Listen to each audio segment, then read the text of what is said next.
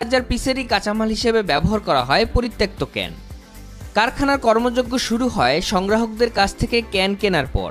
তারা এই ডিব্বাগুলো কাটিং করার পরে এই মালগুলো গোল চাকির মতো কয়েল তৈরি হয়।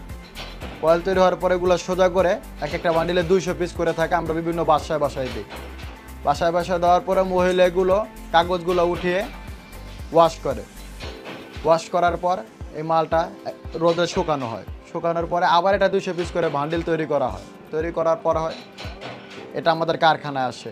3টি মেশিনের সাহায্যে তৈরি হয় কয়েল স্ট্যান্ড। প্রতিটি স্ট্যান্ড তৈরি করতে সময় লাগে মাত্র 3 সেকেন্ড। একজনে কাটিং কাটে, একটা ডিব্বার শিট থেকে 5টা স্ট্যান্ড বের হয়। পাশের জনে নাম্বার বসায়, তার পাশের জনে মালটা ফারাই করে সাথে এতটুকুই। এটা মেশিনকে 2 নম্বর মেশিন বলা হয়। 2টা কাটিং, 2টা মাল, এটাকে বলে নাক, একটাকে বলে পেট। 2টা কাটিং জোড়া দিয়ে মাছ বরাবর ঝালাই করলে মালটা পুরো কমপ্লিট হয়ে যায়। দৈনিক এখানে যারা ছেলেরা কাটিং কাটে তাদের মজুরি 40 টাকা হাজার। যে যত বেশি মাল মারে তার মজুরি বেশি।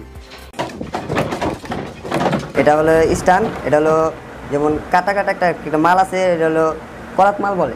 বড় বড় কোম্পানিতে এটা অন্য, ওটা লোকাল, এটা হলো হাই কোম্পানি। এগুলো সিটের অনেক দাম পড়ে, যেমন এটা বাইরে থেকে ইম্পোর্ট করা মাল আনা হয়। এটা একটা সিজন থাকে, শীতে এই কয়েলটা কম চলে। রেগুলার মাল রেগুলারই আমাদের সেল হয়ে যায়।